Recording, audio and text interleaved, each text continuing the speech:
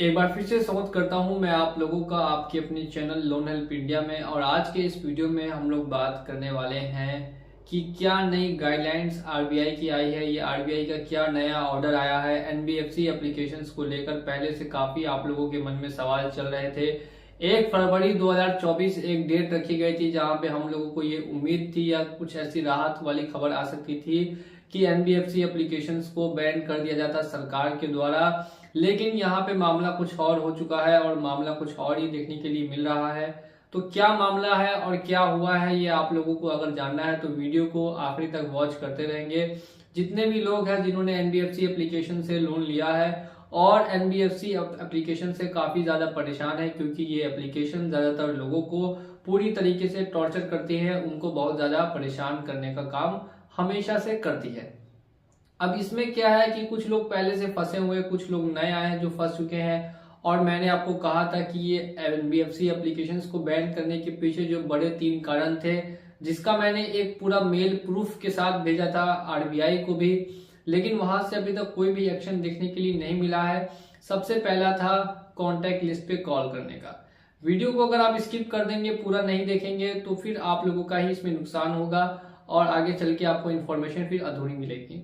सबसे पहले है कॉन्टैक्ट लिस्ट का। कॉन्टैक्ट लिस्ट के चलते काफी लोगों को दिक्कतें आती थी कि उनके कॉन्टैक्ट्स में, रिलेटिव्स में, फ्रेंड्स में, फैमिली में कॉल कर दिया जाता था। तो आरबीआई ने एक नई गाइडलाइंस ये निकाली थी कि कॉन्टैक्ट्स में कोई भी कॉल नहीं कर सकता, कोई भी एप्लीकेशन कॉल नहीं कर सकती। लेकिन इसके बाद भी आज के डेट में भी काफी ऐसे हमारे सब्सक्राइबर्स थे जिनके कॉन्टैक्ट्स में, रिलेटिव्स में कॉल किया जाता है। दूसरी समस्या थी डाटा लीकेज की। डाटा लीकेज से मेरा क्या मतलब है कि आपकी जो इन्फॉर्मेशन है, आपकी जो निजी इन्फॉर्मेशन है, प्राइवेसी इन्फॉर्मेशन है, उसको थर्ड पार्टी को ट्रांसफर करना। अब थर्ड पार्टी को आपकी इन्फॉर्मेशन मिलने से काफी ज्यादा रिस्क बढ़ जाता है कि उस इन्फॉर्मेशन का वो थर्ड पार्टी मिसयूज भी कर सकती है। मिसयूज बहुत तरीके से किया जाता है। आपका नंबर, आपकी डिटेल्स, आपका आधार, आपका पैन, बहुत सारी डिटेल्स थर्ड पार्टी को ट्रांसफर की जाती है, जो बिल्कुल ही गलत है और ऐसा बिल्कुल भी नहीं होना चाहिए। ये दोनों सबसे बड़ी समस्याएं थी जो लोगों के द्वारा या जितने भी इनके कस्टमर्स थे या जिन्होंने लोन लिया है और लोन लेके डिफॉल्ट कर रहे हैं उनके द्वारा। और तीसरी समस्या ये जो है ये काफी आम है, ये है कॉल पे गाली गलौज करने की या कॉल पे धमकी देने की। धमकी देना, गाली गलौज करना, ये काफी आम बात है इनके लिए। जो एनबीएफसी एप्लीकेशंस है उसमें से कई एनबीएफसी एप्लीकेशंस के जो एजेंट्स है वो आपको कॉल पे गाली गलौज करते हैं, गाली गलौज के साथ साथ आपको धमकी भी देते हैं। ये 3 बड़ी समस्याएं सभी के द्वारा फेस की जा रही थी। तो अगर आपने भी लोन लिया होगा तो आपको भी पता चला होगा या आप हमें फॉलो करते हैं तो आपको कम से कम समस्याओं का सामना करना पड़ रहा होगा। तो अब यहाँ पे आते हैं हम लोग मुद्दे की बात पे कि आरबीआई ने क्या नया ऑर्डर निकाला है या क्या गाइडेंस निकाली है, आप लोगों को जानना काफी जो जरूरी था। देखिए, यहाँ पे आरबीआई ने कोई भी बड़ा एक्शन एनबीएफसी के खिलाफ नहीं लिया। अब ये एक तरीके से सही भी है और एक तरीके से गलत भी है। सही इस मायने में है कि अगर एनबीएफसी एप्लीकेशन के खिलाफ अगर कोई बड़ा कदम उठाएंगे और सभी को बैन करेंगे तो एनबीएफसी एप्लीकेशन का काफी करोड़ रुपए जो है वो मार्केट में फंसा हुआ है और काफी करोड़ रुपए वो पहले से ही नुकसान में जा चुकी है। तो आरबीआई ने टोटल 5,000 करोड़ रुपए की सहायता प्रदान की है एनबीएफसी को। आप खुद समझ सकते हैं कि 5,000 करोड़ रुपए जो है वो सैंक्शन किए गए हैं जितने भी एनबीएफसी है उन सभी को। और ये पैसा किसका है? तो ये पैसा भारत का है, यानी भारत का पैसा भारत के लोगों को ही दिया जा रहा है और उसके बदले उनसे दुगना पैसा मांगा जा रहा है। अब ये कहां तक सही है या कहां तक गलत है, इसका डिसीजन आप लोग कमेंट सेक्शन में करेंगे कि ये जो किया जा रहा है क्या वो सही तरीके से किया जा रहा है या फिर गलत तरीके से किया जा रहा है।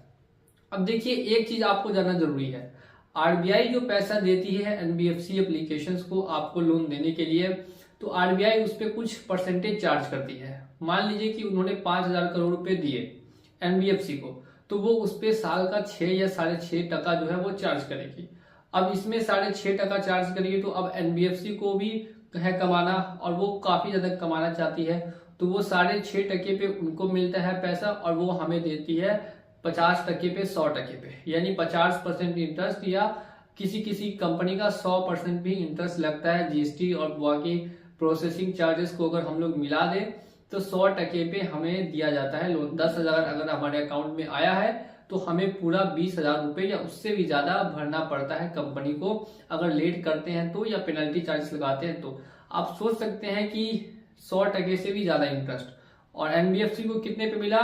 तो 6% पे मिला। पैसा किसका है? तो भारत का पैसा है, यानी भारत का पैसा भारत के लोगों को दिया जा रहा है और उसमें भी उनसे लूटपाट मची हुई है। अब बताइए ये कितना सही है या कितना गलत है?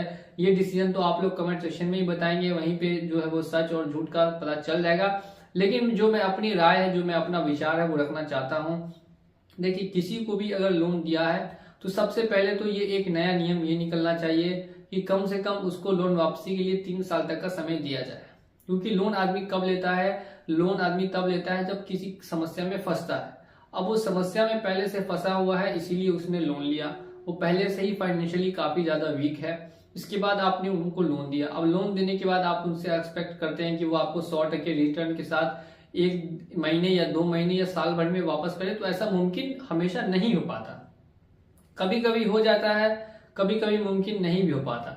तो ऐसी कंडीशन में कम से कम आरबीआई को नियम निकालना चाहिए कि 3 साल तक का समय जो भी डिफॉल्टर्स है उनको दिया जाए, ताकि वो अपना पेमेंट कर सके। और दूसरी बात यह है, जो कॉन्टेक्ट लिस्ट पे अभी तक कॉल कर रही है, बिना मतलब के लोगों को परेशान कर रही है, उनका जीना हराम कर रखा है, तो इसको जल्द से जल्द बंद होना चाहिए। और ये कैसे बंद होगा, कब बंद होगा? जब हम लोग इसके खिलाफ मास प्रोटेस्ट करेंगे, मास एक्शन लेंगे। अब लग रहा है कि कुछ इनके खिलाफ करना ही पड़ेगा, ऐसे ये लोग मानने वाले नहीं है। तो मैं पूरी कोशिश करूंगा कि एक मास मूवमेंट इनके खिलाफ स्टार्ट करूं, ताकि ये जो कंपनियां हैं जो कॉन्टेक्ट पे कॉल करती हैं, उनका 1 रुपया भी लोग पेमेंट नहीं करें, बिल्कुल भी नहीं करे। और वो पूरा पैसा देखिए, नहीं पेमेंट करने पे कंपनियां खुद पे खुद लॉस में आएगी और अपने आप ही बंद हो जाएंगे। जब कंपनी लंबे समय से लॉस करती है तो वो खुद पे खुद बंद हो जाती है। इसका एक जीता जागता एग्जाम्पल है हमारे सामने धनी एप्लीकेशन। धनी एप्लीकेशन के बारे में अगर आपको नहीं पता, आपने उसकी हिस्ट्री नहीं जानी है, तो आप जान सकते हैं कि वो सबसे पहले आई थी प्ले स्टोर पर, लोन देती थी, काफी आसानी से लोन देती थी, लेकिन वो इतना ज्यादा लोगों को परेशान करती थी कि लोगों ने उनका डिफॉल्ट करना स्टार्ट किया। लगभग 44,000 लोगों ने एक साथ ही डिफॉल्ट कर दिया, जिस वजह से कंपनी काफी ज्यादा नुकसान में गई और कंपनी को बंद होना पड़ा। अब वो धनी एप्लीकेशन प्ले स्टोर पर नहीं मिलती और ना ही आसानी से आपको किसी तरीके का लिमिट भी देती है। तो ये हो गया धनी का बड़ा वाला, ये जो स्कैम था वो एक्सपोज हुआ था, सभी के सामने आया था, तो धनी को बंद होना पड़ा।